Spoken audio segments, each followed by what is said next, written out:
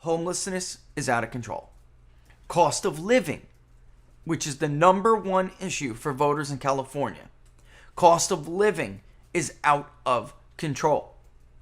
And for the person who suggested that we ask specifically when somebody picks cost of living, what are they referring to?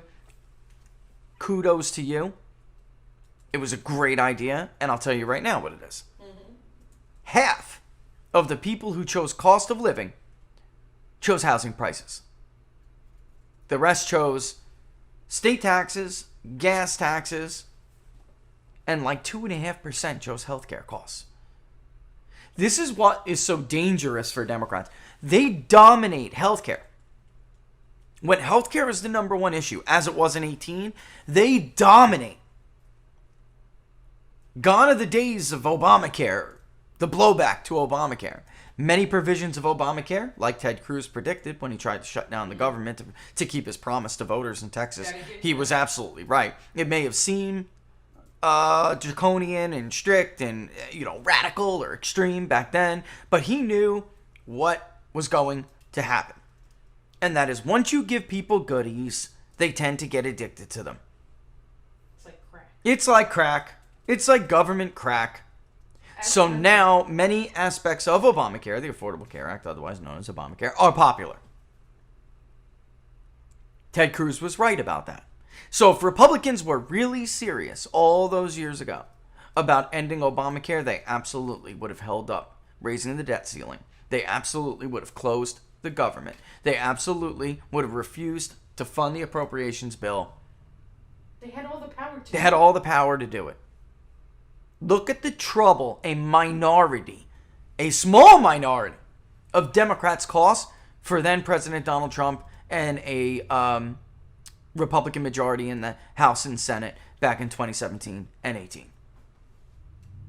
Kicking and screaming. Not only were agenda items blocked, agenda items that the majority of the American people supported, but never have we seen a president denied his own cabinet, denied his own appointees, his own nominees. Never. By the way, Lindsey Graham, you're bitching about Afghanistan now, but you and the Republican Senate voted to confirm General Lloyd Austin, a two-time loser. So I just don't see how you can be serious and pretend like you don't share in the blame for what's happening here. Do you think Donald Trump would have got Lloyd Austin not confirmed? Are you kidding me? The man who oversaw the rise of ISIS and the failed withdrawal of Iraqi forces before? Under Barack Obama? No way. He would not have gotten confirmed. But the Lindsey Grahams of the world are afraid of the media. They're afraid of the media. They're afraid of Democrats. And let's face it, even though Austin was a failure of a man, they still voted to confirm him because they were afraid to vote against the first black defense secretary. Let's get real. Confirmations are supposed to be about resume and qualifications. That man's resume was abysmal. Eli Lake, take a victory lap.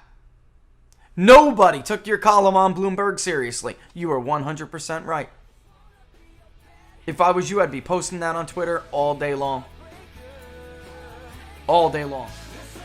Hi folks, Rich Baris, the People's Pundit, host of Inside the Numbers with the People's Pundit, and co-host of What Are the Odds with Barnes and Baris. If you liked what the New York Post called above average transparency, then go ahead and like the page, share the videos, and hit that notification bell. It'll let you know when we're going to go live.